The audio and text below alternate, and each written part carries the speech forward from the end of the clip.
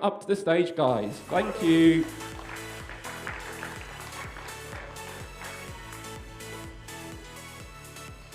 I've got a different theory with the Americans. I think they know from experience how long I can speak for, and they've got plans tomorrow. Maybe that's what it was. So it's wonderful to see you all here today. We'll dive straight in. I think I've got something really kind of clear, hopefully. That's the aim, something that's quite simple. So hopefully we can pick up on it. So a few weeks ago, hopefully most of you were here back in January, our wonderful Kaylee here brought a message about having a word for the year, or word for your year. It's not actually something I've thought about in previous years, but apparently this year I'm taking part. I wasn't bullied into it, particularly. I was sitting listening to a message, and I actually felt that God did drop a word for my year. So, we all know that God's got a bit of a sense of humour, don't we? Unfortunately. So, that's why my word for the year is change. You don't have to have known me long to understand that I hate change, almost as much as I hate leopard print. No offence, I won't look up just in case. Sorry. What I like about God and the church is we're all individuals and we're all allowed to... Let's move on. So I hate change. I'm not exaggerating. I detest it. Even good change upsets me.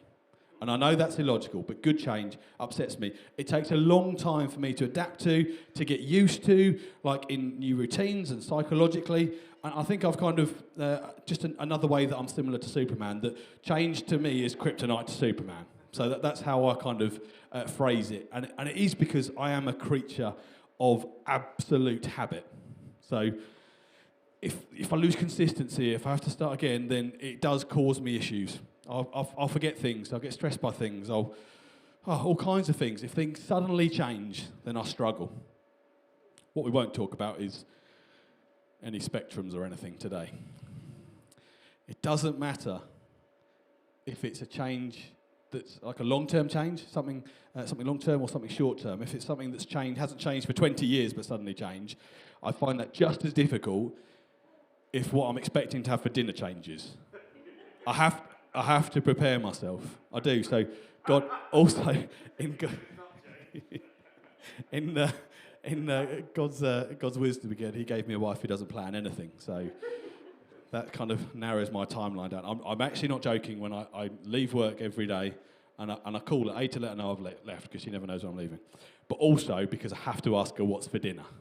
Because I need 20 minutes just to prepare myself. Not for the food. Well, maybe for the food. No. Maybe a little bit. And I was thinking about the detail of this and how bad I am with change. But like, I know we all have our routines in the mornings, but mine is hardwired. Like in the shower, it's exactly the same pattern with that hose. I'm not kidding. If I do it wrong, I think, what's the time? What? It's 4 o'clock in the afternoon. Oh dear, I'm late for work. It does. It messes me up. If I do something in the wrong order, then I'll go to work without having brushed my teeth. I think, oh crap, I've got to go back now. I really struggle with it. It is true. That's why if Sally gets a haircut or dyes it, she has to give me 2 weeks' notice. Because I need to get used to the concept that it's going to change. I do. And it also gives me a couple of weeks just to check she's definitely not getting a fringe again. Because that almost broke me. I've been using Lynx Africa shower gel for about 40 years. So if you see an advert that it's changing, run. That's going to cause us some problems. Maybe this will upset some of you. Since I've been in my job currently, probably for over 2 years of that time, I don't think that's I think it's probably even more. For over 2 years of that time, I have had a ham sandwich for lunch every day, almost every day, apart from when you get the odd upgrade, when you get like a portion of chips or something. But almost every day for over 2 years, same ham sandwich I'll make for myself at home. For my previous job, when I could go home for lunch, it was probably the best part of 5 years that I had Marmite on toast, almost every day. Hopefully you're understanding I don't do change very well. Might make some enemies in the room now, but I think it's part of the experience of my generation. Because I think all we've known is constant change. I think, I don't want to upset you older people, but yes, you've shared in the change we've had over the years, but at least you had a bit first where it wasn't too changey. For my generation, it's been constant, and I think it's traumatised me. Because some of us actually started listening to records, like some of you older guys did, but we listened to music on the radio, and then they said, no, it's cassette tapes now. You probably don't know what they are. And then it was CDs, and then it was MP3s, and now it's streaming. Mini discs, I refused to change for that one, I think. I think it's because they don't understand it. Doesn't make sense. I think that was such a con. Who bought like the same song like 4 or 5 times, and now you can listen to it for free whenever you like on a streaming platform? Absolute con. We got through my generation. We got almost all the way through school. We're like, right, we are prepared for adult life. We are ready to go. And they went, hold on, something's changed everything. This is called a computer. We're like, what? So we then forgot everything we learnt and started to learn computers. And then they came into our homes, didn't they? From the BBC Basic. Do you remember BBC with floppy disk? An actual floppy disk, not a hard floppy disk, an actual floppy disk. Then DVDs, memory sticks, and something called the cloud. Don't understand that one. Keep throwing my phone in the air and it doesn't do anything. We've gone from home phones to wireless home phones to the revolution of mobile phones. And as I said, I know you slightly older people, I know you share my pain. I know you do. And I appreciate that it's worse for you because you just can't do anything now. It's like nothing works for you. Because I'm in that nice little niche, I think, where I'm young enough to be able to change, I just don't want to. I'm also old enough not to trust the thing that's changed. Anyone in that stage? Yeah. I almost had a nervous breakdown when I was forced to switch from fingerprint ID on a phone to Face ID. I was like, I don't trust this. How do you? Every time I look at my phone, it's like it's going to start working. Wasn't very good at that. Poor Jack wasted so much of his life trying to convince me to use my phone to pay for things or my watch to pay for things. I think it took about 6 months, and now I do it, but only downstairs in the cafe. I don't know why. I don't use it anywhere else. Literally nowhere else. Let's not forget the changes forced on us by old age, shall we? Because that's a little bit traumatic, isn't it? I think I'll share something here. Hopefully I'm in a safe space. Because one day, I woke up. Okay, I will. I put my socks on before my trousers. No young person does that. If that's not a shock to you, you're on the wrong side of this. You're an old person. No young person puts their socks on first. Nothing's about you is normal, Ruben. You walk around with odd socks inside out. That isn't normal. What about that day when you suddenly have to deal with nose hairs or aggressive eyebrows? That's not fun. I'm worried about the next stage, and this is where you old folk might be able to help me. At what point is it that you just don't care and you just let them go? You give up. Because I'm a little bit... I'm not looking at anyone. There must be a trigger. I don't understand some people, and I think you're a little bit like this, Kaylee maybe a little bit, people who like change. Alien concept. Like, does not work in my head. Like someone saying, oh, I love Brussels sprouts. And I'm like, no, you don't. You eat them, you don't love them. If I gave you a cake or a Brussels sprout, you take the cake. You love cake. So maybe now you can see why it's amusing, if you don't know me that well, why God giving me the word change for this year is, I wouldn't say daft, because that telling me he's wrong.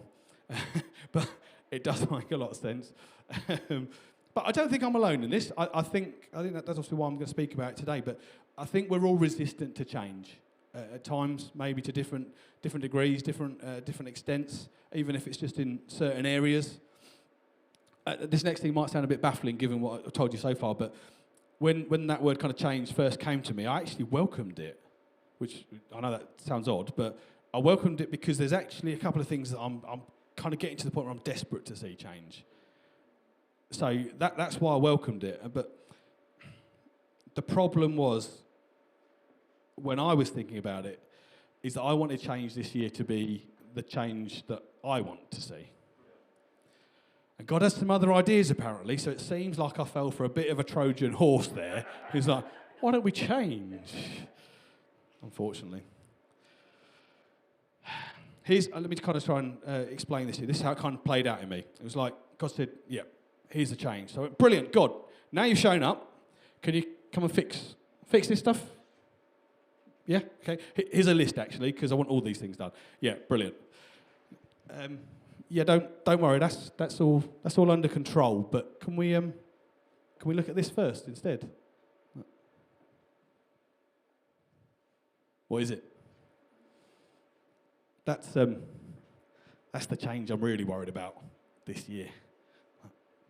But what about this? Can we just no? This first. I don't like it. It's quite a big pile. Can we just not do this bit first? The bit I want to see. No. This first. Oh, great. What is it? Well, that big pile that you said, that's the change you need to see. Talk about ruining the fun. Here I was like a kid with a Christmas list, expecting the Almighty Creator to get into his genie mode and just crack on and just make me happier. It's not the way it works. Instead, he gave me a bigger list of rubbish things for me to do. Cheers, Lord. Very appreciative. So we've got those two things, those two sides of the equation. And so the change I want and the change that I need. The change we want might be a better job, more money, less hours, more money, less hours, and a better job. Might be all of those things together. Might be more stuff. Might be a gaming PC. Might be things to waste your time on. More free time, that'd be nice. A spouse, more friends, could be anything, couldn't it? The things that we want. But if I pile the stuff on that side and look at the change that I want, I realise that the change that I want is actually a really small, selfish pile of things. And I've got more problems over that side of what I need to change than the stuff that I want to change. And I thought I'd give you a little bit of a visual representation of this, because I think this helps, doesn't it? That's the stuff I'd love to see change. It's not nice, is it? It does feel like it's causing a problem, but it pales into insignificance, doesn't it, really, when you think of how much rubbish we've got on the other side of the stuff that we need to change. And let's be honest, this is a box that we don't like to open the lid of, isn't it? We don't like to open that lid because it turns out it's a big box and it's pretty full. It's almost like we turn a blind eye to it, don't we? We don't want to see it because if you see it, you've acknowledged it and, oh no, I've got to do something about it. We feel like this change would transform our worlds, but actually the real power to transform our situations is on that side. Much more potential on that side. We've all got those habits. We've all got those attitudes, those behaviours, so many things that you can spend an hour listing off. We've all got those things that we need to change. And whether it's in kind of physical and mental and in any natural kind of area or in the spiritual, I think we kind of like to think of change as nothing more than an optional extra. It's like, oh, we can tweak a few things. We're not quite perfect. Because we think we're closer to that than maybe we are. I think that tells part of the story when it comes to like optional extras. I think there's three things, okay? So in that pile of rubbish, I think there's kind of three things that we're looking at, okay? The first one, okay, there will be some optional extras. There will be some things that it would be sensible to change, okay? We'll call those beneficial changes, okay? Next, I think there's all these things in that pile in our lives that just don't match up to what God's expectation is for us, or how we should be living. So let's call those necessary changes. And then on top of that, we've got those things that God has specifically told us as individuals to change. So on a similar note, that's necessary change, but it's necessary change now. So even if let's look at those beneficial changes. Yeah, there's some good stuff in there, but it's not most of that pile of rubbish. It really isn't. The necessary changes, it's that God-given to-do list. This is what I need you to do. This is the change that we need, that he wants us to focus on. And I think we're all quite aware that when it comes to those necessary changes, it doesn't take a lot of time reading the Bible to realise how short we fall of how he wants us to live. And therefore, how much change we need to see. I think the good thing that God in his grace, actually, with that second one, those necessary changes, I don't think God applies a timeline to it. I think he just wants us to engage with it. I think that's kind of how I've kind of processed that, at least, because that necessary change, that number 2 there, it's a lifelong process. It will run forever. Cheery thought. It's a lifelong process of being moulded into his image. But if we don't choose to actively engage with that pile of rubbish, then it will never happen. And then there's those necessary changes now. There will be some specific things that when God says do it, he means now. And it's very important to know the difference of those. And they will be so unique to each of us. The same subject could fit into different categories for each of us there. It's so subjective, individual to us. But change is a fundamental part of our faith. Maybe you don't think that, but I think there's 2 scriptures that work really well in this and tell the story. So Romans 12, don't copy the behaviour and customs of this world, but let God transform you into a new person by changing the way you think. And then you stick that with 2 Corinthians 3:18. So all of us who have had that veil removed can see and reflect the glory of the Lord. And the Lord, who is Spirit, makes us more and more like him as we are changed into his glorious image. That doesn't happen unless we kind of are addressing that pile of change that we need to see. But just looking at those 2 scriptures, it's not enough that we change the way we think. I think we can come into church and go, oh, I think differently now. I believe God exists, so I've changed the way I think. But I think when you put the 2 scriptures together, it shows you it's just the beginning of the process. Because a changed mind should lead to a change in action. You can't separate the 2. We can't claim to love we can't claim to love people if there's no expression of it. We can't claim to trust God if we won't step out when he does say, this is what you need to do. We're supposed to look more and more like him. Our lives are supposed to line up with his truth more and more as each day passes. So change isn't an optional extra. The bulk of change is not an optional extra, but instead a fundamental prerequisite of how we should be living. You can't get away from it. Not only is change necessary, but actually, for us as Christians, it's required. Change is required, and I hate saying this to myself, but it's required. So if change is required and God is asking us to change, then change actually comes down to the word we don't like to hear often, obedience. Does that make sense? If God is asking something of us, then it becomes a question of obedience. And I think when we realise this, then it reframes the importance of change in our lives. It isn't about the optional extras. It's not just those few good things that would be good to tweak that my spouse doesn't like or whatever that might be. But it's about obediently engaging with the process of change and transformation that God wants to see in our lives. It's very rare, I would say, unless you're odd like me, it's very rare that we resist change that we want to see. It doesn't make sense to do that, does it? If you want something, resist it. But most of us don't resist the change that we want to see. But most of us will resist at least some of the change we need to see, if not the bulk of it.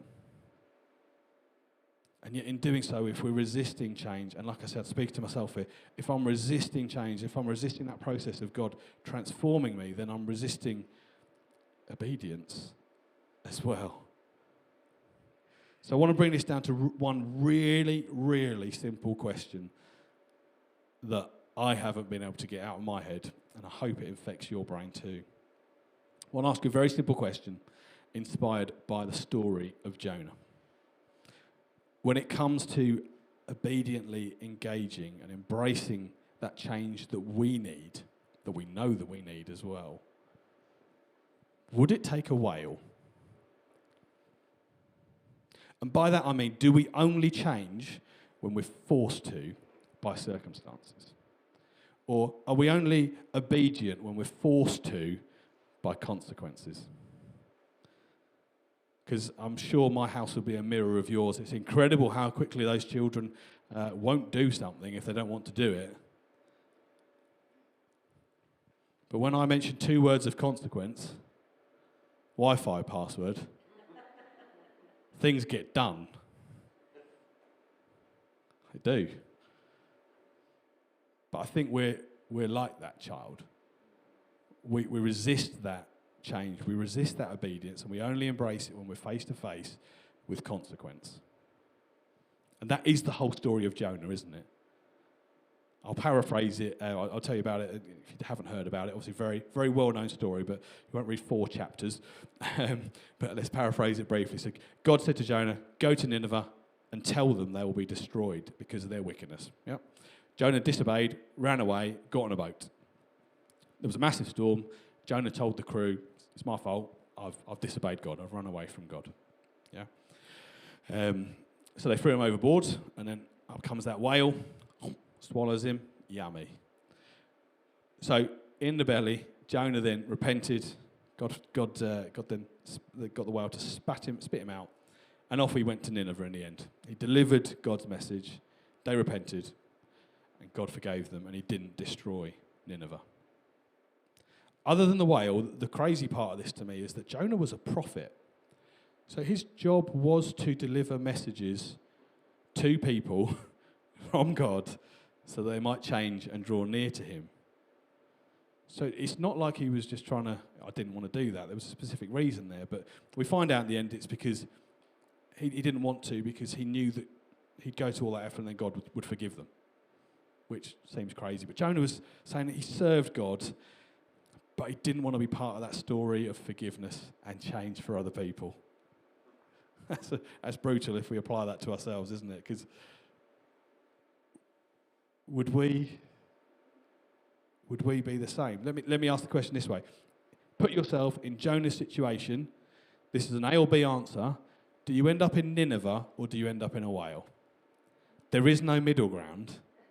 It's A or B. That tells us a lot, I think. Like Jonah, do we really want to be part of God's story and forgiveness? Do we really want to reach our world for Christ and see that change happen?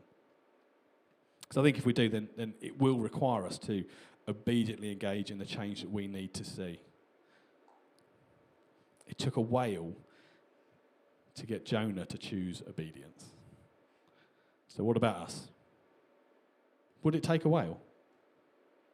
Would it take a whale? We could talk about Pharaoh, and there's some other things going on in the story of Pharaoh, but plague after plague, whale after whale, if you will, hit him because he wouldn't set God's people free. He wouldn't change.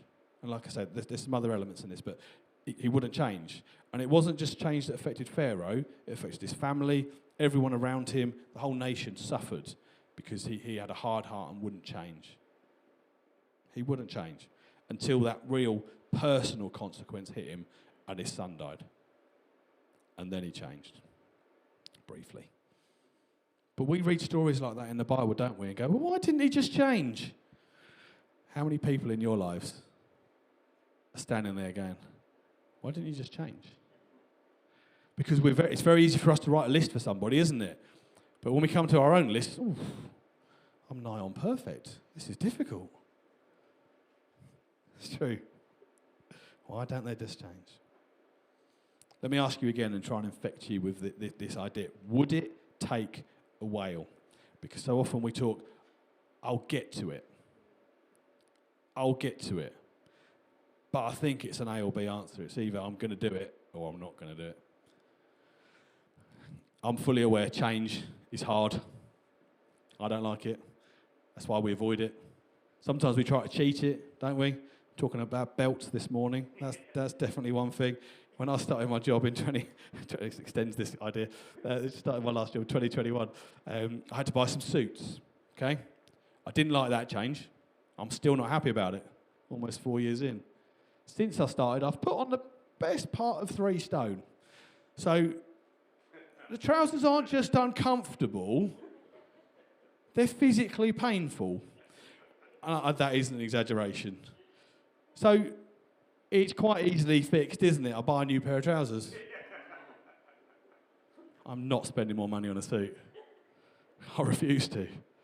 So it forces me to change, doesn't it? Because it's an A or B until I try and cheat it and I buy a little trouser extender. £8 off Amazon. Oh, I can breathe again. Oh, my start £8 off Amazon. Oh.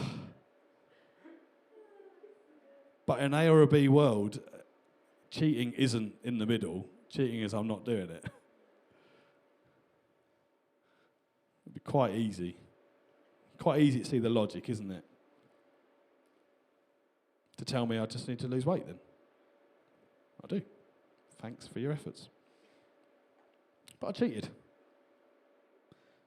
The thing we forget that when we try and cheat change, it doesn't remove the need for that change. It's still there. It's still in a whale. If I don't change, let's kind of get really kind of honest and real about this. If I don't change and really try and kind of address my health issues, then at some point there might be a whale that's waiting for me. It might come to that. Because let's be honest, a man of my young years, with my weight, my poor diet, my lack of exercise, high salt consumption, high stress job, naturally I'm at risk of heart issues. But am I just waiting for a whale before I'll change that? Am I just waiting for a whale? I'll repeat myself for my own benefit. Do we only change when we're forced to by circumstances? And are we only obedient when we're forced to by consequences? Because when we sit and think about this logically, whether we think about it for ourselves or for others, it's incredible that we live like this, isn't it? Because we all know the whale's a problem. There's no getting away from that. The whale is a problem. So often the solution we choose is to believe that the whale doesn't exist. If there's no problem, well, there's no problem because there's no consequence. And it blew my mind this week, and I was very grateful. Thank you, Lord. It blew my mind. So I'm preparing this message about talking about whales. Some of you might have seen it. On Friday, it was reported that a man was swallowed by a whale. That doesn't happen often. Thankfully, he spat him back out fairly quickly. There is a video of it. It's incredible to watch. I bet for that poor man it felt like forever. I'm pretty sure most people in the world know that story, so most people's thought would have been, what have I done? Should I have done something else? I'm in a whale. I'm somewhere close to 40 years old, and I've never heard of that happening before. Subtleties. I guarantee that poor young lad never thought it would happen to him. But it's all right, because his dad was on another kayak filming it. There is some sound on it as well. You'd think you'd hear him screaming and shouting, but he's, no, I'm very good, I'm very focused on this. Where's this whale coming up again? Sal said she'd be in the water, so punching the whale. I'd be filming. Sorry, Ruth. You'd come out eventually, one way or another. So in our resistance to engage with that obedient change, are we just waiting for a whale? Because like I said, it's daft that we live like this, because if we add up the story of our actions, they're painting a picture that we wouldn't actually say out loud. And yet we continue in it. Let's use health as a great example. Change my diet? Haven't had my first heart attack yet. Pay attention to my spouse? I haven't asked for a divorce. Change my job? Still waiting for the nervous breakdown Can't do anything. Pray? There's no crisis. Why do I need to pray? Accept Jesus. Not on my deathbed yet. That's what our actions, when you put them together, that's what they look like. Use that in any scenario you like. If you're not engaging with that change, you're waiting for a whale. And it is ridiculous when we put it into words. But that is the reality of it. Just waiting for a whale. And the criminal part in this whole thing, I think, is that when we go through these situations and a whale turns up that we could have avoided, we blame God. God doesn't love me.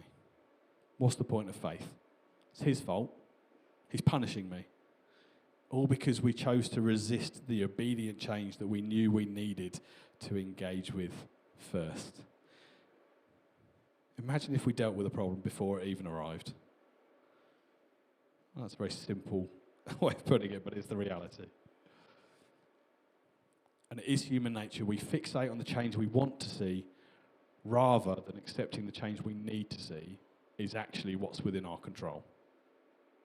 So let's control those things that we can control. Let's engage with change. And for me, thinking through this all in so many different areas over the last couple of weeks, I think one element we forget is that the change that we want to see is so often on the other side of the change we need to see. It really is. A couple of quick examples. The book of Kings, we hear about the great commander Naaman. Incredible army commander, very successful, but he had leprosy. And of course, the change he wanted to see was obviously to be healed and cured of leprosy. But the change God wanted to see was a humbled heart. For him to let go of his arrogance and go and bathe in a dirty river. And Naaman resisted that change, like we all would. He resisted that change, but then after some counsel from his friends, he embraced that change that he needed. He humbled himself. He went into that dirty Jordan River and he came out healed.